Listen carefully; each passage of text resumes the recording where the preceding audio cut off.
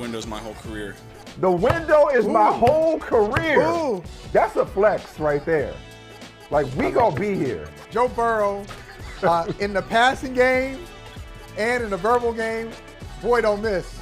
What was your number? What did you have yourself rated as when you walked into that bar? Before you were married, we know you're happily married, but before you were married, what was your number? N.A. No, come on. I will not be defined by numbers. You know, some of these schools, they have pass-fail. Pass. Let's say it's a 5. Come on, who are we kidding? But let's say it's a 5. Should we be taking them seriously as a championship contender because some of the indicators are there? No. I dislike likes on text messages. Who thought that was a good idea? If we're text messaging, we're friends, right? We know each other. I don't need to get your reaction. I can assume that if I tell a joke, you probably find it funny. We share things in common. I don't need to have a like. I don't need to get an alert that you like something. I don't need, if I have my AirPods in and I'm walking and listening to a podcast, to hear that you liked my message and then to proceed to have Siri read the entire message that I already wrote, that I already know what it contains. Welcome in the creator, the writer, and the director of the Best Man franchise, Mr. Malcolm D. Lee. I have to trust my actors.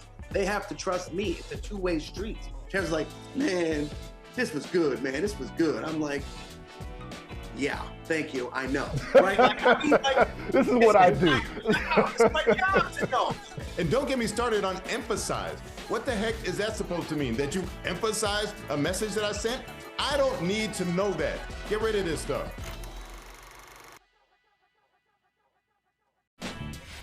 Not really. Felt that way from the beginning. You know, once he got in that game versus Miami, you know, we didn't have the luxury to sit there and worry about stuff the way the game was going. We just had to call plays to try to win the game, and he did such a hell of a job, and he's done it every time since. So we got a lot of confidence in him, and he gives us more and more confidence each week. Michael, you and I are so old. Damn, you look like you about to march for voting rights right now, dog. Like you look like you legit. Look like you look straight out of. Like you. I wish I was there because we'd be arm in arm right now. You really talk about dress for the occasion. We shall. We shall. We shall. Man. We shall overcome. Yes, we shall. Bruh, you look like you was on the Edmund Pettus Bridge right about now. I'm telling you.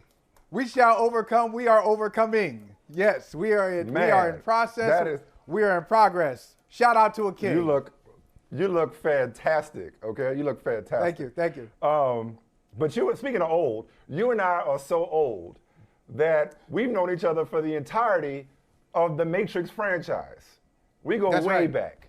Like, as a matter of fact, one of the first times you and I took in a movie together. Saw that. Yes. Together. In the summer of 1999, me, you, and my fellow at the time Boston Globe sports intern, Rupin Fafaria.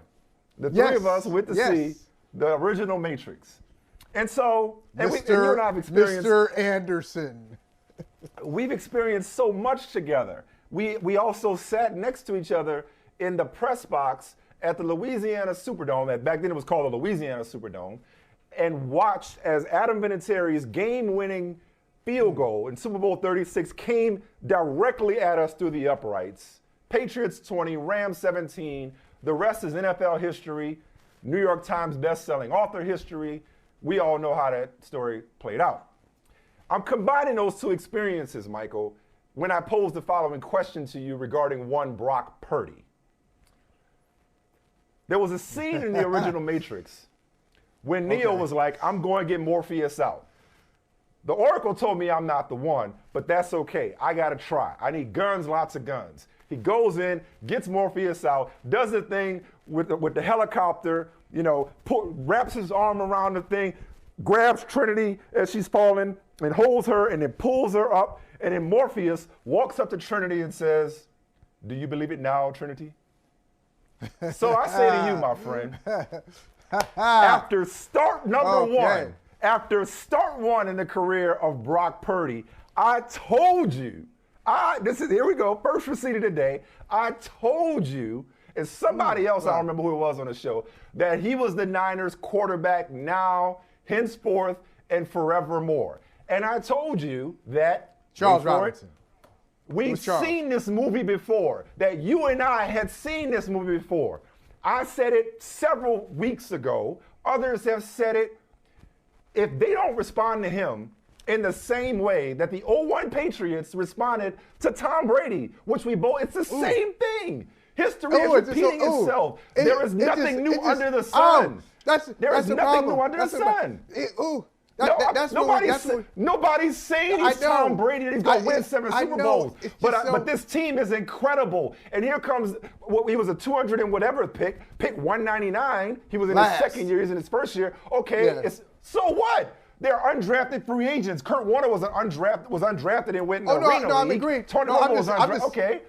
I'm just contributing. I'm just contributing to the conversation. He's the last pick. Point being, it is not like yet. The parallels. That's coming. The parallel. Oh, come on, dude. How after yesterday? How can you not see that? I'm sorry they traded up for our guy Trey Lance. But here's your guy. Forget bringing Brady home. This is the guy. This is the guy. You were ready to say I told you that his first start. His first start. I told you that. Let's throw in some more movies. This is merch. I'm not dude. I mean, this is what you're saying. This is him. This is him. The boy has got it. The boy has got it. Like, here's another one. The boy has got his own money. The boy has got it. The boy has got it. What more do you need to see? First of all, this team is going to the Super Bowl. This team is going to the Super Bowl. They're winning the Super Bowl over my Bengals. So it's going to be 3-0 San Francisco. Maybe last week I might have said Bengals. Look. I changed my mind. This team is unstoppable. They ain't losing. They got too many dogs. They are a pack of wild dogs. You have. Led by him. These big dogs is Eaton, Debo, Kittle, McCaffrey, Bosa, Warner, Hufanga. I mean, go down the list. This team, Silverback, Terrence Williams. This team, they're insane, and they have the perfect quarterback who makes enough plays, but knows all I got to do is get it to these playmakers. The dude is perfect for this team. This is their guy. Do you believe it now, Trinity, to bring it full circle? Okay, hey, listen. As the man himself said, as the prophet himself said, just as the moral arc of the universe bends toward justice. So Wait, do the NFL playoffs. All day? Wait, are we going to get this all day? Are we going to get this? Please, Can I bring it? Can I bring it for an hour? Can I quote the book of Amos? The man who righteousness roll down like water. One of the best lines in Michael Holley history was that letter from a Birmingham jail belonged in the Bible, and no true words have been spoken. That should be an addendum to the Bible. Amen. But you were saying that's your line. Amen yourself. I'm telling you what you was preaching. I say. One of them come out. There's some short books that can just come on out of the New Testament, and you just drop letter from the Birmingham jail right in there. But I was going to say, just as the moral arc of the universe bends toward justice, so do the NFL playoffs come back to some type of order, some type of sensibility. And we do this, and I do it all the time. Like, there are two things I learned from this weekend. One, don't get excited about a huge line from Vegas when it involves divisional opponents. On one hand, that huge line stood up in the San Francisco-Seattle game. On the other hand, Miami-Buffalo, that was a very competitive game. Two divisional opponents, they know each other. The game could be a little tougher than we think it's going to be. But the other thing is, we do this all the time during the wild card round. We will overreact to somebody's performance in a wild card round and say, oh, wait a minute. Philadelphia better watch out. Kansas City better watch out. Whoever is sitting at home, hey, you should be on alert because this team that played on Wild Card Weekend, as you were resting, rightfully so, because you earned the number 1 seed, while you were resting, somebody was out there playing and they looked dominant, and maybe they're the best team in football. San Francisco's a powerhouse. And if not for these new rule changes, there'd be San Francisco would have the bye. Remember, they're the 2 seed. And because there's only one team with the bye, which Philadelphia earned, that doesn't make them substantially better than San Francisco. And this is not an overreaction on my part to play along with it. This is an I told you so. Okay, just play along. Let me play along with you then. If not for the rule changes, San Francisco would have a bye as a 2 seed. If not for the rule change, Seattle wouldn't be in the playoffs. So they beat up on a Seattle team that was able to slide into the playoffs, and they look great. Brock Purdy has looked very good. I will say this. They've got a quarterback situation that they got to resolve. I don't know how they're going to resolve it. I'm really interested. What's the situation? And how the process. Wait. Well, the situation is Brock Purdy looks like he's their guy. Like the Tom Brady comparisons, I know you're not calling him Tom Brady, but does that hit too close to home for you? It makes you uncomfortable. It's just too. It does. It makes me uncomfortable. Whenever you do this, I'm like, oh, he's uncomfortable. He's uncomfortable right now. yeah. You squint. Tom, he's uncomfortable. Like Tom Brady. He said, but I think for them. No, not Tom Brady. They got to 0-1 New England Patriots. 0-1 New England. I'm being very specific. This is a slice of the Tom Brady story. Right. The 0-1 New England Patriots. That's it. But what's to figure out? And if so, how do they figure it out, Michael? Well, this is what they have to figure out. Are they going to go back to Trey Lance and just say, hey, wait a minute. I know we have an investment in Trey Lance. It wasn't just about 1 year or 2 years. This is a long investment in Trey Lance. Or are they going to say, no, Brock, we've seen enough in your 6 games. He's played in 6 games. So, I mean, really, it's what short sample size. I love Trey. Trey played 1 his last college year. I know. What short sample size do you want to go with? You want to go with the 6 games from Brock Purdy, especially if it ends. Let's say it ends against Dallas. When Dallas beats, they're going to go to Dallas, right? I mean, Dallas going to come to them. When Dallas beats the Buccaneers tonight, we'll talk about that. But when Dallas beats Tampa, I think Dallas is moving on to San Francisco, and the Giants are going to play in Philly. And let's say they lose that game. Did they see enough in 2 playoff games and the end of the regular season to say Brock Purdy is the guy we need and the guy we gave a lot of draft capital up for and the guy we anointed as our next one? No, we're going to move on. We're going to trade him somewhere else. That's where this is headed. They've seen enough. If I've seen enough, I imagine that they've seen enough. Because remember, they saw enough to keep him after training camp. They saw enough throughout the season. When Garoppolo got hurt, everybody was like, yo, you're really going to turn it over to Brock Purdy? He was like, yeah, this is Brock Purdy's job, and we have all the confidence in the world in Brock Purdy. Look, man, Trey Lance, but for the arbitrary and subjective process of deciding that he was not only worth the 3rd overall pick, which we all loved him coming out of college. He was on this show. We looked him in his eyes and everything and felt really good about everything he brought to the table. Yeah. Other than their thought process, which led them to trading up, what has Trey Lance shown that he deserves to be given an opportunity to supplant a guy who, regardless of whether they lose in the next round or not, he's already shown that not only can he perform in the present, he's got potential. He is a rookie. It stands to reason that he would get better. Dude, you said it last week. I know quarterbacks. Having beaten Eli Manning in high school, I know quarterbacks. Damn it, I know one when I see one. I know one when I see one. I am telling you that this dude, and listen, even if he's not great, the point is in San Francisco, you don't have to be. He's perfectly good enough because, even if what is Trey Lance going to give them? Is he going to make them more dominant than they already are? What is Aaron Rodgers or Tom Brady or anybody else going to give them other than more cap problems? As opposed to this guy who's running, who's a symphony conductor with this offense. All right. How much better is it going to be with anybody else than him? But you said, all right, how much is Trey Lance going to show them what he hasn't, what Brock hasn't already shown, right?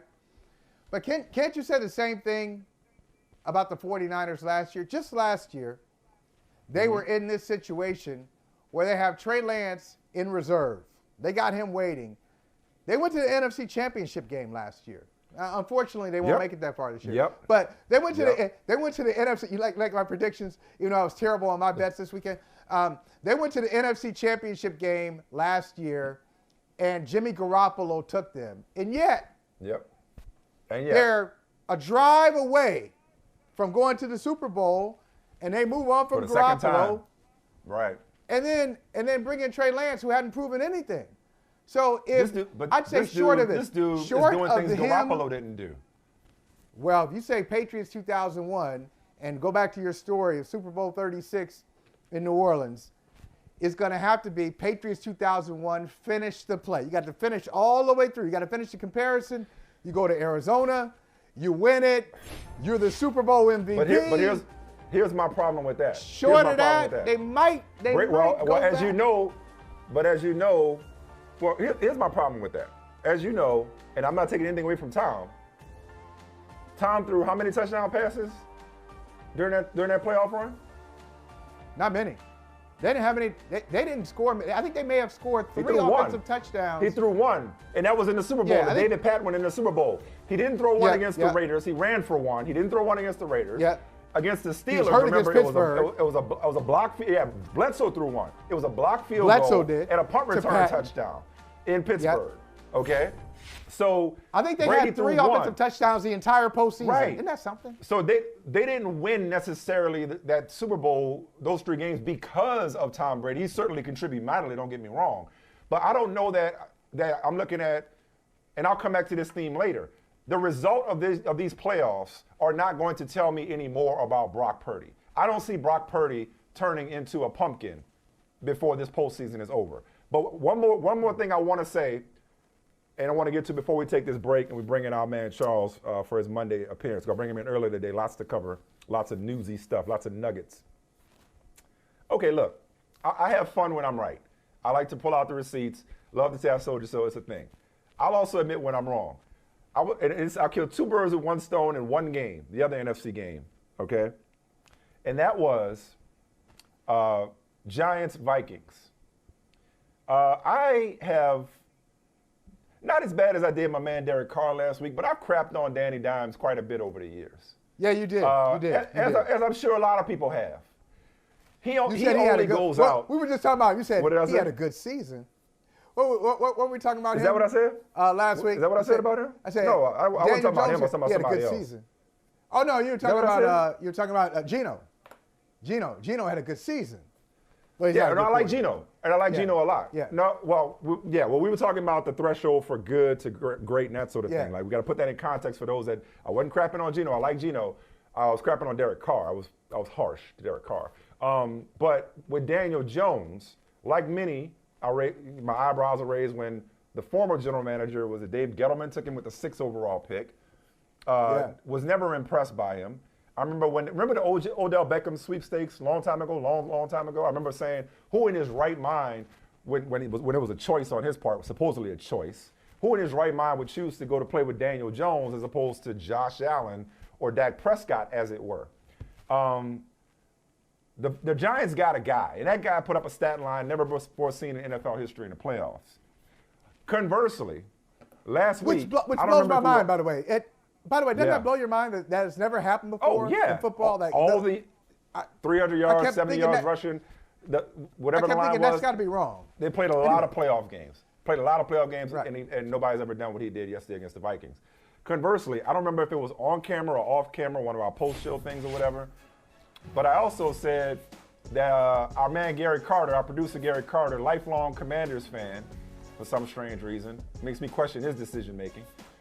Gary, I said in a conversation about Derek Carr that I said I would take Kirk Cousins over Derek Carr, and that Gary and other Commanders fans would kill to have Kirk Cousins back. Well, that take didn't age so well when Kirk Cousins out here throwing 3-yard passes on 4th and 8. That didn't age that well. That wasn't the best example. There's got to be a reason. Kirk.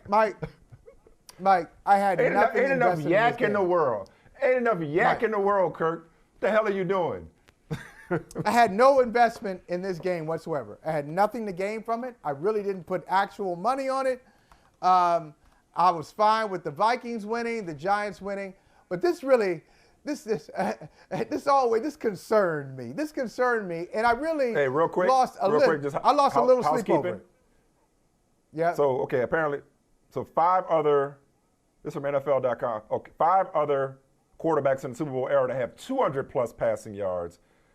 2 plus passing touchdowns, and 70-plus rushing yards in a playoff game. So 200 was that threshold. But keep going. Yeah, but he got 300. But he got 300. But he got 300. So he was the first which put him in a class by himself. Which put him in a class exactly. by himself. That's exactly right. Yeah. I really was disturbed by this, Mike. I'm just like, why did he do that?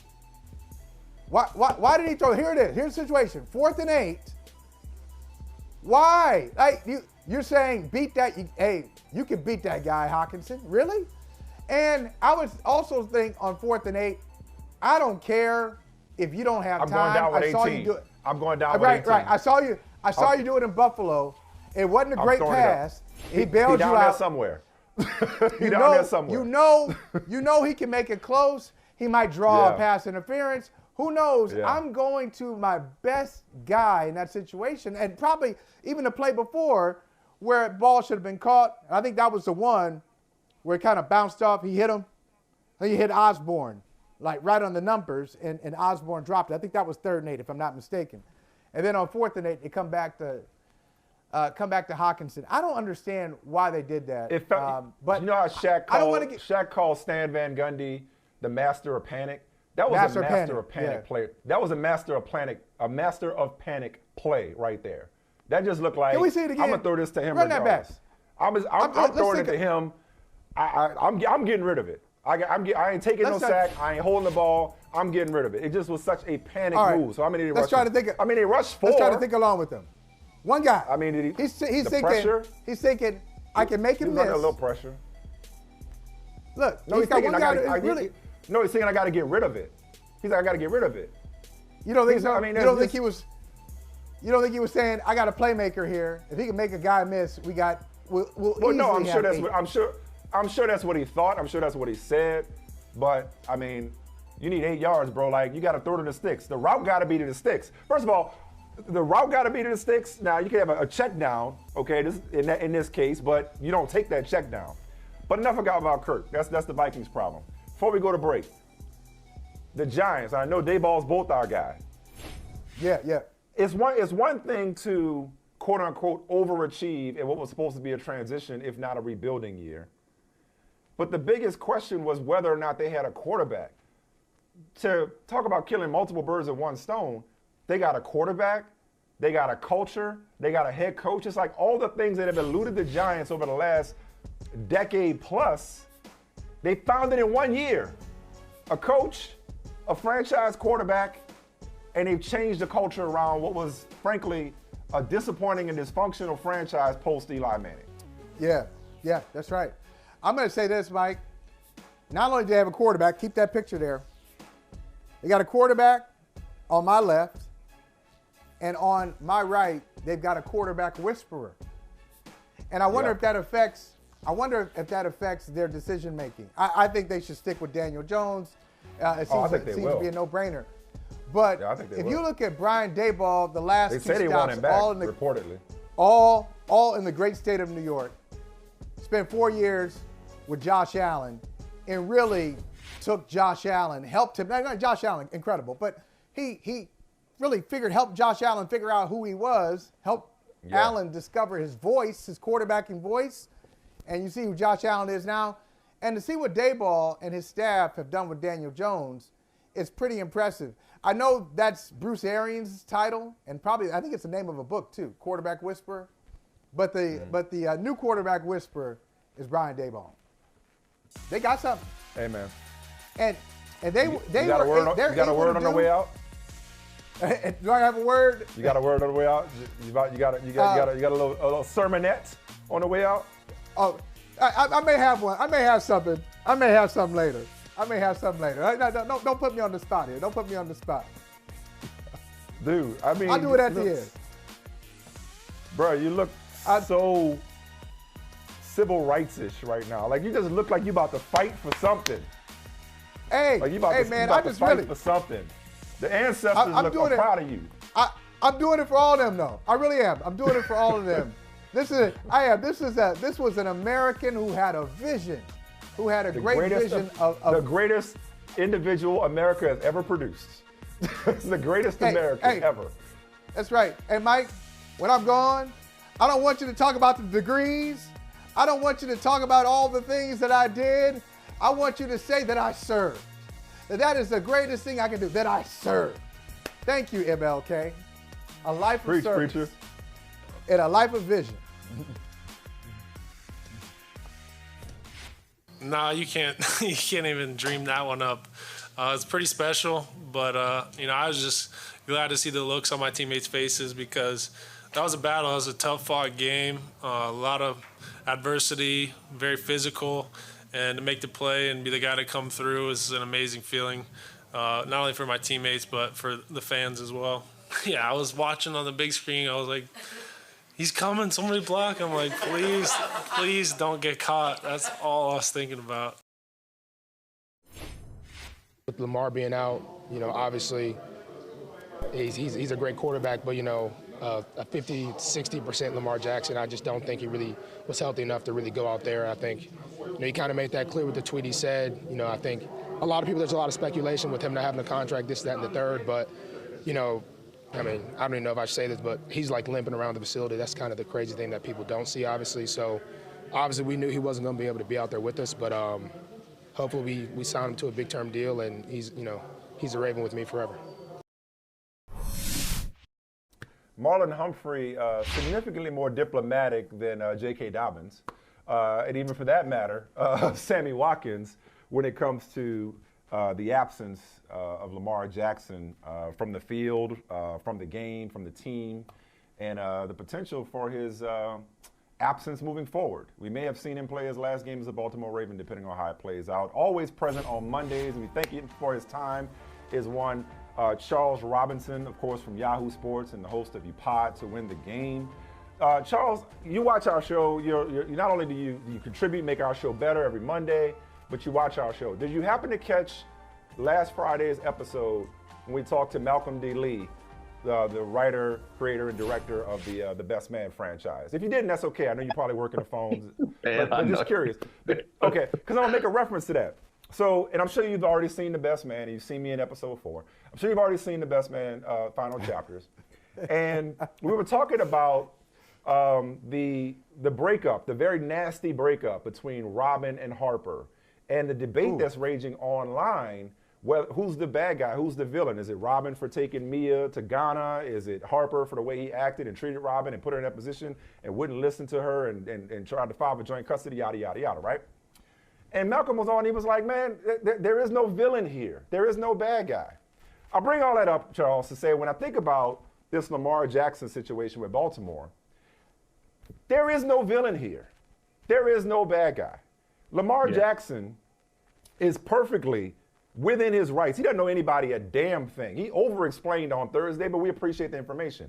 But he doesn't know anybody a damn explanation as to why somebody whose long-term future hangs in the balance wouldn't tape it up, rub some tussin in it, and go out there and play on an unstable knee and try to help your team win a playoff game when one of the reservations that the Ravens have about him is his playoff record. So you go out there and shit the bed and they use that against you, or you get hurt and now there's more conversation about your durability. Conversely, if the Ravens don't want to shell out a fully guaranteed contract just because the Browns decided to do that with Deshaun Watson, what they shit don't make us eat, said the Baltimore Ravens. I perfectly understand that as well.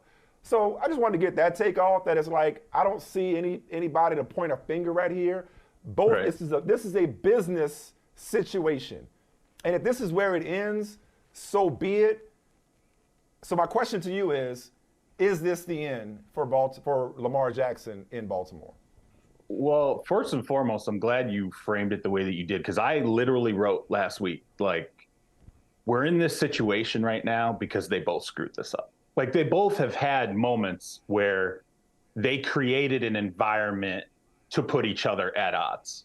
The Ravens going out there and leaking what they put on the table, you really can't do that. The second you do that, all you're doing is poisoning the fan base to sit there and stare at money like they always do and go, well, geez, my job, why wouldn't you take that? It just starts the same old, tropes that we always deal with when it comes to contracts.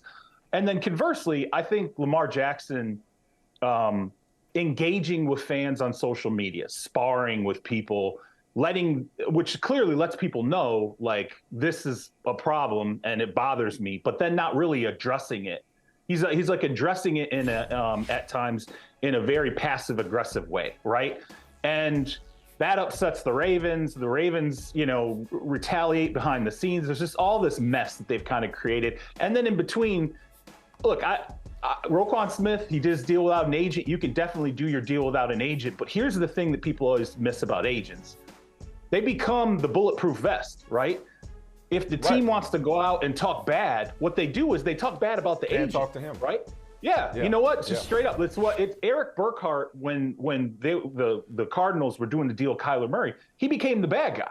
But that was his role. He was like, I'm willing to step out and be the bad guy. What I thought you were going to say is not just the bad guy, but that filter, because the Ravens can't say to Lamar directly what they think about him or why they have reservations about him the way that they could to an agent.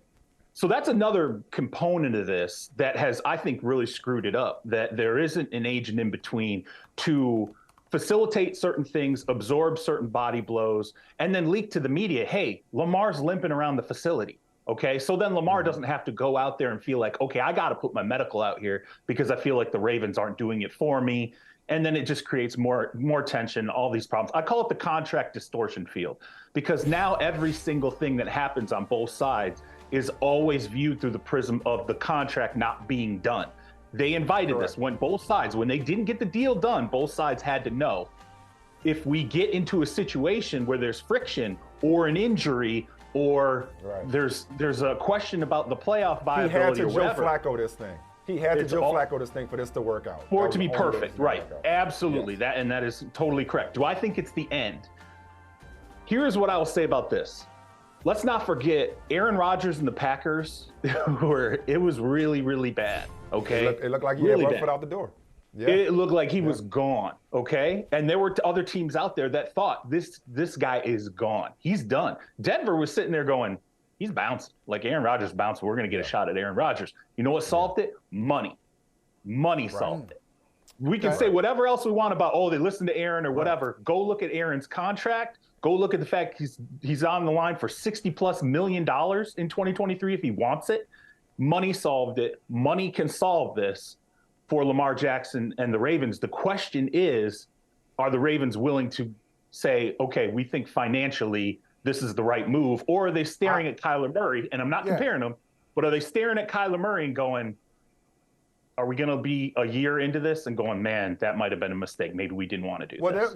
Well, there's a solution here, but just like, and Michael, I'm sorry, I'll pass to you for your take on this. But well, go ahead, Michael. I'll come back. I'll come back. There's a solution, but I'll come back to it. No. I'm gonna stick with that thought. We're having a conversation here. It's no taking turns thing. So what's the solution? I want to hear it. What's the solution, Mike? So just like as Charles has written and just articulated, like both have contributed to this standoff because of they're dug in their positions. Likewise, it takes two to come to an agreement. That's the other thing. It's like, vilifying the player because he doesn't want to take the deal that the team offered. That's no more fair than vilifying the team because the player doesn't want to take the offer that they put on the table. Both people think that their positions are legitimate, right? Right. Yep. So here's a solution. It's actually quite easy, but again, Lamar, he sees Deshaun Watson in all those circumstances, to say nothing of the fact that Deshaun doesn't have the resume that Lamar does from an MVP standpoint, and says, I should get that. That should be the template. That should be a precursor. That should be the new normal,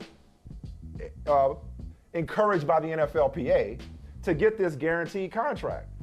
The Ravens are like, nah, we don't do business like that. So here's what you do. You have a mechanism, whatever that is, whether that's statistical thresholds, playoff performance, or I don't know, something like if you win the Super Bowl at any time during this contract, it triggers a full-on guarantee. So you've already bet on yourself once. They're not going to give him a fully guaranteed contract. If they're willing to guarantee it under certain circumstances, this deal could be done. But if he just wants a full-on guarantee straight up, that's not going to happen. Here's the thing, though. Can I say? Yeah, go ahead. That's singing for his supper, okay? Like, that's the way he's going to look at it. He's going to sit there and go, I get it. Okay, but they're not. they're not going to agree on a guarantee. My point, I'm trying to solve for something that they're not going to see. You understand what I'm saying? Like, I get that that's not what he wants. He thinks he's already earned a fully guaranteed contract. But you also have to recognize, too, he can create Deshaun Watson-like leverage here. He can. People think he can't, but he can. All he has to do is just straight up say, I'm not playing for you anymore. I want to trade. That's it, period. Yeah, he can do that. Don't show up He can definitely do that. and straight up do what Deshaun did and said, you know what, I will sit out a year if I have to. And eventually what the Ravens are going to do is they're going to go, okay, let's line up the teams. Here's what he wants contractually. Who's willing to step up and pay it? Who's willing to trade the picks? Okay. That is so the one thing about the Deshaun situation. Is somebody else willing to give him that deal? Is somebody else okay, because remember, the Browns did the fully guaranteed deal because they were out of the sweepstakes, and they had to do something drastic. Is another team then ready, willing, and able to give Lamar the fully guaranteed contract that the Ravens will not? I would be, and I want to hear Michael Holley talk about this. I want to hear him on cross-exam. No, I was just going to say that, Charles. I was just going to say, when Mike said he's got the solution, my other solution is, okay, you don't want to give me a guaranteed contract, I'll go to the market, and somebody in the market will give it to me. So, yes, I think somebody will give Lamar Jackson a guaranteed contract if Baltimore doesn't want to do it. That trigger, Mike, man. I think so. That trigger is a little complicated for a team that is trying to have some type of cap control. I think that might freak out a team more than a guaranteed contract will. Now, here's the one thing I will say. I'm not saying they would do it, but all it takes is the right owner, the right level of desperation to get something like the Deshaun Watson deal done. There was a time when David Tepper and the Panthers offered 3 firsts and I think 3 thirds for Deshaun Watson before all the civil stuff started, right? So from an asset standpoint, David Tepper was looking at Deshaun Watson and saying, yeah, absolutely. Like, that's our guy. Let's go all in. That's the elite guy we need. Financially, David Tepper gave Matt Rule an astronomical $72 million contract, 6 years, $72 million, right? Unbelievable. Pissed off everybody across the NFL. How could you give an unproven college coach this kind of money? And he ultimately paid for it in the end. I know David Tepper wants to take a real swing at Sean Payton. I know David Tepper in the building has told people the number one priority here, let us meaningfully resolve the quarterback situation. No more half measures, all in, go get the quarterback, and we're done. I think Lamar Jackson is that kind of quarterback. You are done. When you make the push, you are done. The question now, to answer Michael Smith, would he be willing to pay that money? I think if his other options, and remember, you're only as faithful as your options, to quote Jalen Rose. You're only as good as what your options are. If his other options are, I'm sorry, you're right. My bad. I think I heard Jalen repeat it once though in a situation. I don't want to. It's a classic line. I'm sorry. I apologize to Chris Rock.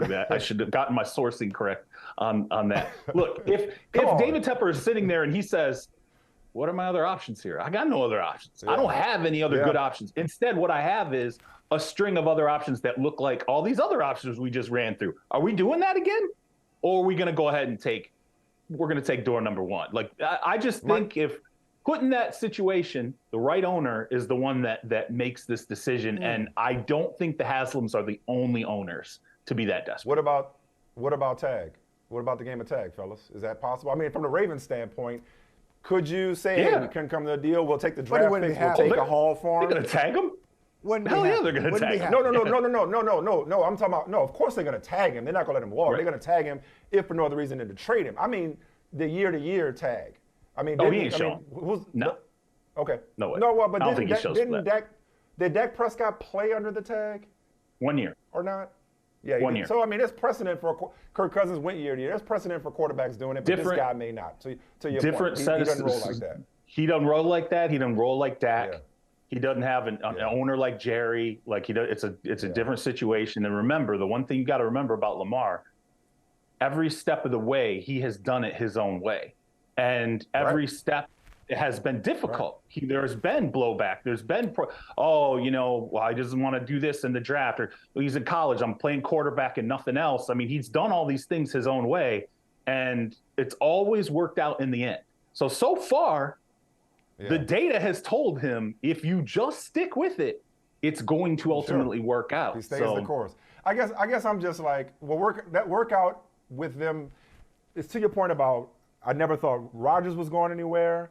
Now, look, he hadn't put out a list yet. He or his mother haven't put out a list yet the way Russell Wilson did. But it's like we've all seen negotiations at their lowest point. This probably isn't even the lowest point yet. Where it's like you talked about earlier, Charles, it's like, oh, man, he's out. It's over. It's done. And then they come back and they all singing how much they love each other at a press conference. So I guess I'm holding out hope. I'm looking for solutions because I'm holding out hope that they could figure this out because they're still the perfect organization for him. He's the perfect quarterback for what they have. They clearly missed him yesterday. But, you know, they got management issues with Lamar and clock management issues. Let me make a quick prediction. I'll make a quick prediction here, great. Okay? Yeah. It gets resolved with the money, and the next words out of the mouth of the organization and Lamar, the media, man. It's the media. The media. Right. Man, yeah, right. Because they ain't on record with everything. Always speaking of predictions. Oh, go ahead. Oh, Mike, I'm sorry. Yeah, I think we're going to the same place. I don't know about your fantasy football league, Charles. I don't know if you have an injury report. But Michael Smith has a muscle strain and a muscle pull from patting himself on the back because he has claimed. That's not where I was going. He has claimed that Brock Purdy, he had Brock Purdy before everybody else, that he's the guy, and that he's seen enough and San Francisco needs to move on from Trey Lance because Brock Purdy is the quarterback of the future. What say you about Purdy, who had a nice little playoff debut against the Seahawks? I have done everything to knock him. I mean, I've literally watched every second of every game he's played and been like, okay, waiting for the collapse and being like, you know, where's the doubt here? Look, I'm sorry, but you go back and you look at the Seattle game. If that's his bad game, and it kind of is to this point, I mean, really, where you're like, okay, he had some spates of, you know, being ineffective in this game. If this is his bad game, everybody's in trouble. And Trey Lance might be in trouble. Like, for real. This is the best team in football right now in terms of how they're playing. Defensively, they are cranked up. Offensively, you get Debo back, and now we remember, oh, yeah, that's right. That's why this dude is who he is. They're too deep at running back. Not a quarterback. There it is. Not a quarterback. There it is. Not a quarterback, but that's another guy that was done. Just to add to the list of people who were No, that's never going to play for that organization he's hurt again. Oh, he got, you know, they used him too much last year as a running back. Right. Trade requests. Remember early in the season too? Oh, George Kittle's hurt again. Like, oh man, like this is, look, I think that Brock Purdy, there is and I don't want to bring Brady into it, but I mean, we see it with a lot of, you know, we've seen it with other quarterbacks. Please bring Brady into it. there is sometimes quarterbacks come in, there's something that you can't put a finger on that's not really measurable. And I think the way that you measure it is by watching all the players around the quarterback respond to the quarterback. That is what is happening around Brock Purdy that makes me believe this is different. You're going there. That this could be different. You're going there. We got to go. We got to go to break. There's the music. We're gonna talk about the musical chairs at head coach in a second.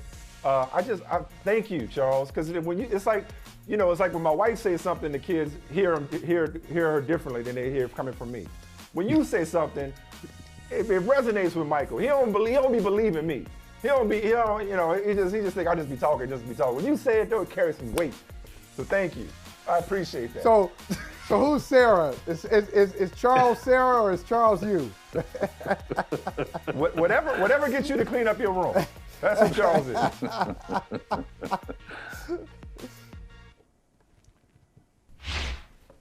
So we never talked about was when we went round and round in circles on Lamar Jackson, but of course he put up his cryptic YouTube. Well, it's not even cryptic because we all know who he was referring to, unless he got something going on in his personal life. And he was subtweeting, a significant other or whatever, or posted about a significant other. It's clearly that he's posting about his relationship with the Ravens. Come on. Put it up on the screen, please. Does timing matter? But I'm wondering, was this goodbye? Can we put it up on the screen, please, Gary? I don't know if this was a goodbye or not. I asked you if this was if it was over between Lamar and the Ravens. And we said that money could still talk. And this is what we're talking about when we're talking about how things could kind of get, to a low point. where it just looks like there's, I guess, is exasperation the word when it comes to it? So he said, when you have something good, and by the way, he reposted this. When you have something good, you don't play with it. You don't take chances losing it. You don't neglect it. When you have something good, you pour into it. You appreciate it, because when you take care of something good, the good thing takes care of you too. So, okay, yeah, message to the Baltimore Ravens. Message received. I'm sure that they would say, but we do take care of you. We want to take care of you. We want you around. So this is, I guess I would say, when it comes to that post, it takes, it's great fodder. It adds to the drama. It's a great for us to talk about on talk shows, but I don't know that it necessarily is the end-all, be-all to the situation, if that makes sense, because there is still some coming back from that comment. Like, if they end up, to your point earlier, Charles, if they end up writing the check that he wants with the terms that he wants, then they will have taken care of that good thing. and that will be water under the bridge, or over the dam, or wherever you like it. And remember about this, posted hours after the Ravens lost, right, in the wild card, right? Posted after he hadn't posted anything except for his health status the previous Thursday. It wasn't like in the midst of the defense standing on its head against the Bengals, he was posting like, just anything about the team, like watching them being like, let's go, whatever. I mean, you see guys that don't travel with the team, they're back, for whatever injury situations. You see them on social media. This to me is quintessential kind of how Lamar has worked. Like he's been, he knows how to very calculated, use his accounts in a very calculated way to let people know. I would think this falls into it, and if it doesn't, I would just say it's the worst. I mean, come on, that would be the most absurd timing ever, and it's just whoops. No, I don't. I think it's there for a reason. Yeah. All right, so we'll leave Lamar there, but that story was obviously a big deal today. Didn't want to ignore that, but again, it's all part of it. It gets personal, it gets emotional. It's all part of it. I think the Ravens still would like to take care of him. Who's going to take care of this business when it comes to Sean Payton is the question now. Good question. Apparently, and I know Michael thinks he's overrated. He thinks his sweepstakes is funny. He is. That's all right. He is. That's all right. But right now he's the belle of the ball right now. And I'll say this, and before you answer, Charles, I'll just say this. We were quoting MLK earlier. I'll quote Maya Angelou in a different context when it comes to Sean Payton. And remember, she said the great quote: "People won't remember what you said and what you did. They'll remember how you made them feel." With Sean Payton, that's what happens. Nobody remembers his record. Nobody remembers like the valleys that he's been in. It's just like, oh, he's just a coach. He's a genius. He's revolutionized the passing game. But I got so many stats. I got so much data that says, hold up now. Hold up. I'm from New Orleans. Doesn't matter. I'm from New Orleans. I know about all the 79 seasons. I get it. I understand it. I understand it. Three straight. However, who does that? Drew Brees. However, he would be an upgrade, and he would bring a measure of stability to just about any franchise with a head coaching vacancy. And listen, I like Brandon Staley a lot, Charles. I like him a lot. But after that collapse against Doug Peterson, No. No, I'm saying a lot of people are looking at like, yo, is that another opportunity? I'm saying that's another option potentially for Sean Payton. What do you know, Charles, when it comes to who's going to end up with Sean Payton?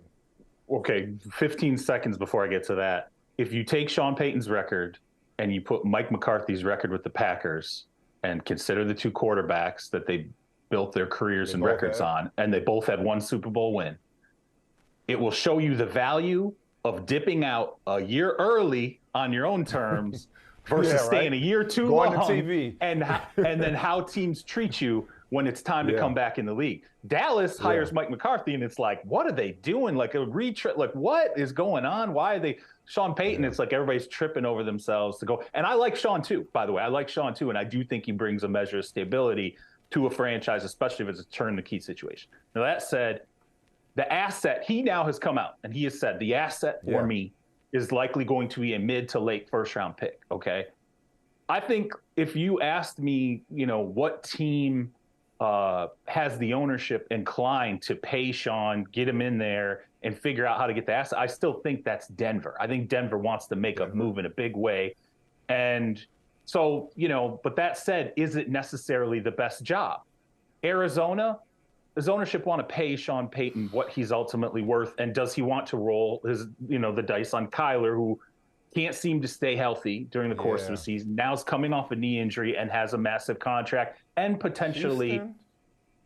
No, I don't. Come on. It's they should. Houston's ownership should be forced to sell at this point. Well, but that's why I brought up the Chargers, because again, I don't know that I would put the entire collapse at Brandon Staley's feet. It's not all on him, but Justin Herbert, LA. If you're Sean Payton, that's definitely a job he wants. Absolutely. Listen, if you're talking about just sheer attractiveness, LA, the Chargers are the spot. But here's the question: Spanos going to pay $20 million a year to have, we know the history, right?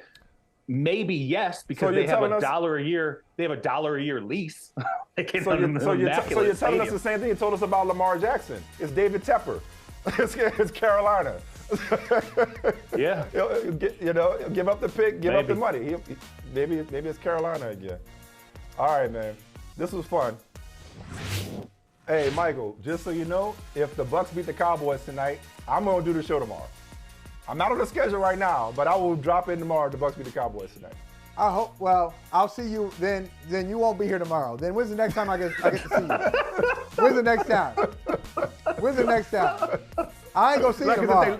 If they lose, I ain't coming. Look, if they what? No, but I'm a newspaper guy. I'm showing up regardless. I'm coming tomorrow. I'm coming tomorrow regardless. I'm showing up in the locker room. Okay, we'll see. Okay. Hey, thank you for watching Brother from Another. If you haven't hit that subscribe button, go ahead and do that now. Don't forget, you can catch us 3 to 4 weekdays on PeacockTV.com and on Sirius XM Channel 85.